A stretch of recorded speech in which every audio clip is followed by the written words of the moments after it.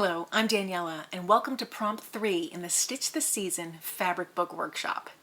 All previous prompts will be linked below with their videos and companion videos for little extras you can make for your journal. Today's prompt is for a vertical pocket. Now, I make mine out of ribbon. I have some thick sweater ribbon, that texture of sweaters, and I stitch it onto my book. If you don't have thick ribbon, you can double your ribbon. Just use it side by side, stitch it together like it's a little fabric panel, or you can use fabric to make your pocket as well. You don't have to make it like mine. I place a store-bought ornament inside that pocket for now, but later on in the season, I plan on making a little tag to put inside of that, and I'll create that video and show it to you in December. I also make a cute little pair of mittens to stitch on top of that pocket, and I'll show you that process as well. It's just a cute little extra. And again, you can modify that and make anything you want to go on top of your pocket. You can use a store-bought ornament, maybe a felt one or a wool one, or you can just stitch something as well. So let's get started. So these are the previous two prompts, and they'll fit together just like this. So today's prompt is going to go right here. The first thing I'm going to do is remove this little additional piece here, because with all the movement that I'm going to have to do with the book to stitch it, this will get in the way. We'll also remove our first prompt since I don't need that. And now I'm just going to work on this side. For the vertical pocket prompt, I have my little background piece, and I tore the edge, and I'll play around with the edge, making it a little more frayed as I go. But I want to create that vertical pocket. Now to do that, I like to use wide ribbon. This sweater ribbon is 3.5 inches wide, and I like to use it because it has give. So even though it's only 3.5 inches, if I stick something in the pocket, it gives. And it also fits nicely on my page. You can also go with a larger ribbon, like this 4-inch ribbon, and that's pretty nice as well. This ribbon doesn't have give, but I'm not looking to really fill it with something. I'm just going to put a flat object in there. So that's another option. If you don't have ribbon that's this width, there are a couple of things you can do. You can use fabric easily to make your pocket, or you could take your ribbon and use 2 strips of it, stitch it together, and then treat it as a simple fabric piece. I'm going to use this ribbon here. Now, because it's the sweater, the knit thing, it will fray. So I'm going to be careful when I'm stitching it down. That's the first thing I'll do. So I'll cut my ribbon, and again, I always cut it larger than I need. I'll fray the edges of this fabric just by pulling the edges here until I get the fraying that I want.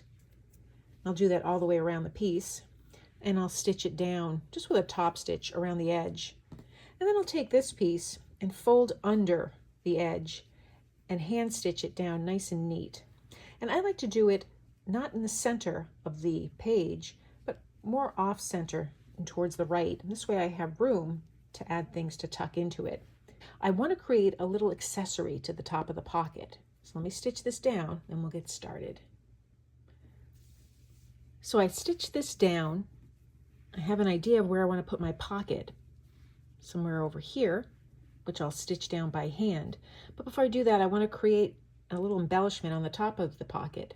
Now you could find these little miniature outfits. There's Santa and elves and all that type of thing. It's really cute, and they're fabric. I think they make a nice little addition.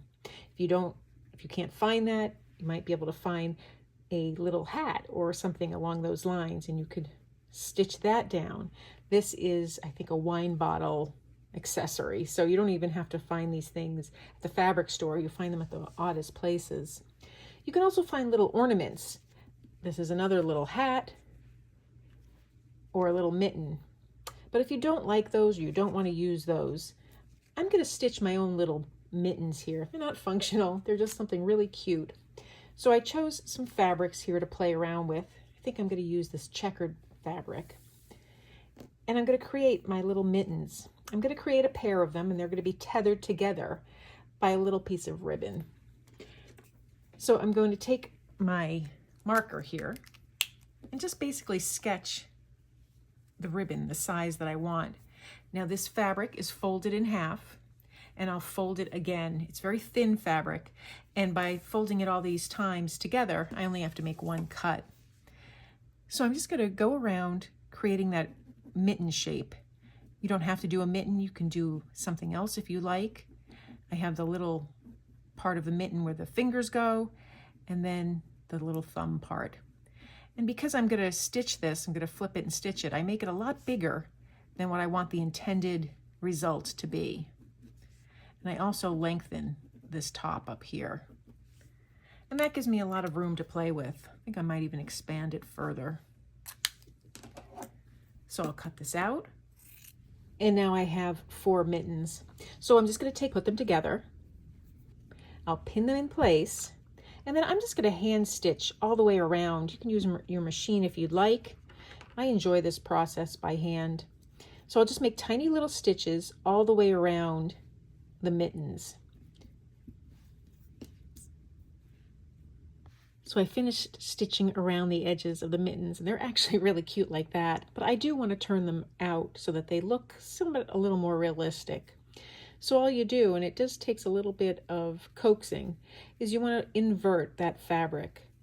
So I'm just going to try and gently push it, and the larger you make these little mittens, the easier it will be to reverse. The smaller you make them and the tighter the fabric, the tougher it is. I'll just play around until I get it all. Might need to use a little pencil with an eraser on the end to help push out all the edges. So that's really cute. I'll fold this edge over and stitch it down. And I'll do the same thing with this mitten. And then my children always used to lose their mittens. I'm sure all little kids did up in the snowy woods. So I would put a ribbon and attach it to each of the mittens and feed it through their coats. So when they took off their mittens, which they inevitably did all the time in the snow, their mittens were always just right attached to them when their hands got cold. So I'll stitch that on to either side. You can add a little trim if you want around the top of your mitten, and we'll take a look at that. So I stitched the trim around the edge, not around the edge completely, just around the edge that's going to show. And then I stitched my little ribbon here that I'm going to use to hold the mittens together. I think I'll probably do something like that. So now what I want to do before I stitch this sweater down to the fabric is just tack down with a few stitches my mittens to the front of it, leaving a nice border at the top and the bottom so that I can fold it over. And then I'll tack that down, show you the results. So I stitched all my elements down here. The pocket, I stitched the mittens to the pocket. If I invert this a little, you can see my stitching. I was just tacking it down. I made very, very tiny stitches here, so you can barely see them. And then I tacked down this string. It still has a little dimension, so that's kind of fun. Now, for my pocket, I'm just going to take an ornament or something and tuck it inside there. But in the future, I'll have videos in the month of December where I'll show you different elements that you could make. You can tuck anything you want in there. I just think it's really clever and cute to have a little spot right in there like that.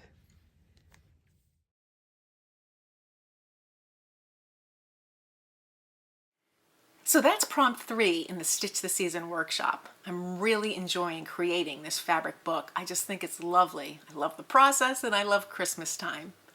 If you found this video helpful, please give it a thumbs up and be sure to subscribe. And please consider becoming a paid member of my channel, where I give behind the scenes footage and a little bit extra for my members. Thanks for joining me today.